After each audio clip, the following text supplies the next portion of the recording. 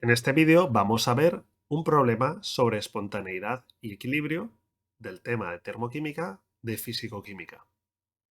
El problema dice lo siguiente: con los datos de la tabla siguiente para el proceso A líquido para dar a gas a 25 grados, determinar A, la espontaneidad del proceso a 25 y 50 grados, y B, nos pregunta a 25 grados si el calor implicado en el proceso será mayor en un recipiente cerrado y rígido o en uno a presión constante.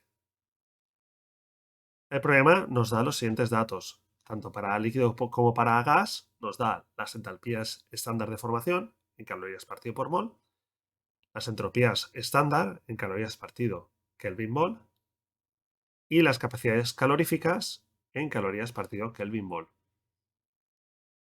Vamos a centrarnos en la parte A del problema. Nos pregunta la espontaneidad del proceso a 25 y 50 grados. Y, como sabemos, la espontaneidad de un proceso a temperatura y presión constante va a estar dado por la energía libre de Gibbs, que se relaciona con la entalpía y la entropía con la siguiente fórmula. Diremos que la energía libre de Gibbs estándar de reacción va a ser igual a la entalpía estándar de reacción menos la temperatura por la entropía estándar de reacción. Por tanto, tendremos que calcular primero la entalpía estándar de reacción y la entropía estándar de reacción. Empezamos a 25 grados. La entalpía estándar de reacción se calcula con la fórmula que ya conocéis. Tendríamos las entalpías estándar de formación por el número de moles de cada uno de los productos, menos las entalpías estándar de formación por el número de moles de cada uno de los reactivos. En este caso es fácil, solo tenemos un producto y un reactivo. Sería, por tanto, mirando la tabla, 4.500 menos 2.000, 2.500 calorías partido por mol. Por otro lado, y de forma análoga, la entropía estándar de reacción se va a realizar de la misma forma. Tendremos las entropías estándar por el número de moles de los productos menos las entropías estándar por el número de moles de los reactivos. Realizamos esa diferencia, que aquí es sencilla también, sería 13,4 menos 5,01, nos daría 8,39 calorías partido Kelvin-mol. Como siempre, las unidades, muy importante ir poniéndolas para no equivocarnos. Podemos entonces pasar ya a calcular la energía libre de Gibbs estándar de esta reacción a 298 Kelvin, que va a ser igual a la entalpía menos la temperatura por la entropía que hemos calculado. Por tanto, va a ser igual a 2500 menos 298,15 por 8,39. Fijaos bien que la temperatura he puesto 298,15 y no 298. Para ser precisos y correctos, hay que poner ese coma 15. Recordemos entonces que partimos de la base de que a 0 grados tenemos 273,15 Kelvin. El resultado de esta operación nos da menos 1,5 calorías partido por mol. Y este resultado vamos a ver si es espontáneo o no. Hay que recordar entonces que la energía libre de Gibbs, cuando es negativo, es un proceso espontáneo. Cuando es positivo, es un proceso no espontáneo. Y cuando es igual a 0, decimos que está en equilibrio. En este caso, es un proceso ligeramente espontáneo, pero es un valor que está muy próximo a 0. Entonces, como respuesta, podríamos decir que es un proceso ligeramente espontáneo, pero que es un sistema que está casi en equilibrio. En el caso de 50 grados, no podemos hacerlo de la misma forma directamente porque evidentemente los datos que nos da la tabla nos lo da a 25 grados y estos datos varían según la temperatura. Pero, como recordamos, podemos relacionar entalpías a dos diferentes temperaturas usando la ecuación de Kirchhoff, que nos dice que la entalpía estándar de reacción a una temperatura va a ser igual a la entalpía estándar de reacción a otra temperatura más la capacidad calorífica estándar de reacción por la diferencia de temperaturas. Y de manera análoga, también aquí las entropías se realizan de la misma forma, únicamente que en lugar de la variación de temperatura, tendríamos el logaritmo neperiano de la temperatura 2 partido de la temperatura 1. Por tanto, aquí lo que nos falta saber es esa capacidad calorífica estándar de reacción. ¿Cómo se calcula? Pues igual que hemos hecho antes, las entalpías y las entropías. Tendríamos las capacidades caloríficas por el número de moles de los productos menos las capacidades caloríficas por el número de moles de los reactivos. En este caso es sencillo, tenemos de nuevo solamente un producto menos un reactivo, 8 menos 15 nos daría menos 7 calorías partido Kelvin mol.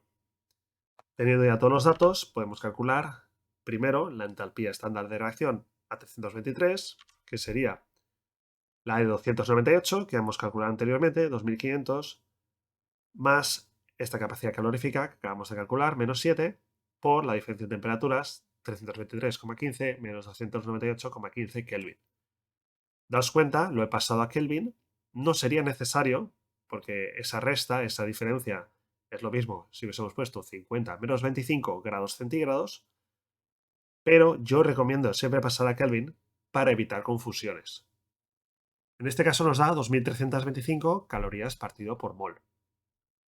Con la entropía vamos a hacer lo mismo, sustituimos los valores que ya tenemos, sería 8,39 menos 7, que acabamos de calcular, por logaritmo neperiano de las dos temperaturas, 323,15 partido 298,15. Aquí sí que es necesario ponerlo en Kelvin, ya que si lo pusiésemos en grados nos daría un valor muy distinto. Y por tanto remarcar lo que acabo de comentar.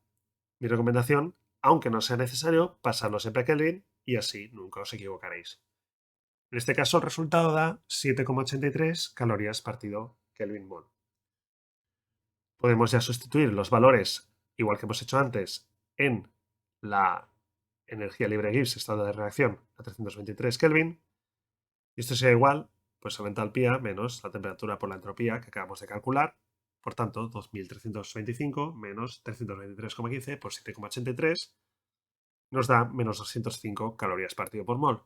Este valor es un valor negativo y por tanto diremos que la reacción a 323 Kelvin va a ser una reacción espontánea. Nos queda ver la parte B del problema, que nos pregunta a 25 grados, ¿el calor implicado en el proceso será mayor en un recipiente cerrado y rígido o en uno a presión constante? Bueno, aquí tenemos que retomar un poco los conceptos de calor a presión constante y calor a volumen constante. Ya definimos que el calor a presión constante es igual a la entalpía. En este caso, vamos a poner la entalpía estándar de reacción a 298 Kelvin, porque el problema en el apartado B nos está preguntando específicamente a 25 grados. Y este calor que ya hemos calculado va a ser 2500 calorías partido por mol. Se trata de una reacción endotérmica, ¿vale? Una reacción que absorbe calor porque el calor es positivo. Si el calor fuese negativo, sería una reacción exotérmica, que desprende calor. Por otro lado, también sabemos el concepto de que el calor a volumen constante va a ser igual a la energía interna. En este caso, en esta reacción, pues sería la energía interna estándar de reacción a 298. Sabemos una fórmula que nos relaciona entalpía con la energía interna y que nos dice que la entalpía estándar de reacción va a ser igual a la energía interna estándar de reacción más la diferencia de los moles gaseosos por R y por T. Por tanto, podemos reordenar esta fórmula y esta energía interna va a ser igual a la entalpía menos la variación de moles gaseosos por R y por T. Tenemos que mirar la ecuación de la reacción para ver esa variación de moles gaseosos. Tenemos un mol gaseoso en el producto, no tenemos ninguno en el reactivo porque es líquido, por tanto 1 menos 0, ese delta NG va a ser 1.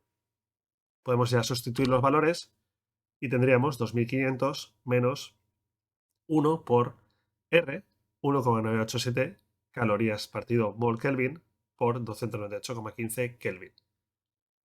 Ojo que elegimos esa R, 1,987 calorías partido mol Kelvin, porque tenemos las entalpías S2500 en calorías partido por mol.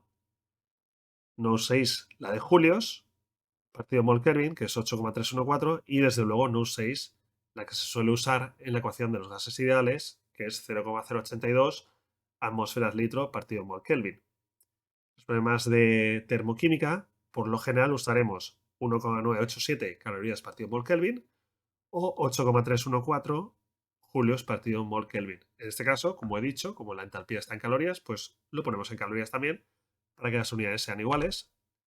Y nos daría un resultado de 1908 calorías partido por mol.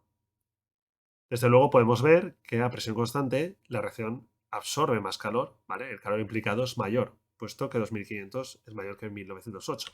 Es decir, el calor a presión constante va a ser mayor que el calor a volumen constante. Y por tanto, concluiremos que el calor implicado va a ser mayor en un recipiente a presión constante.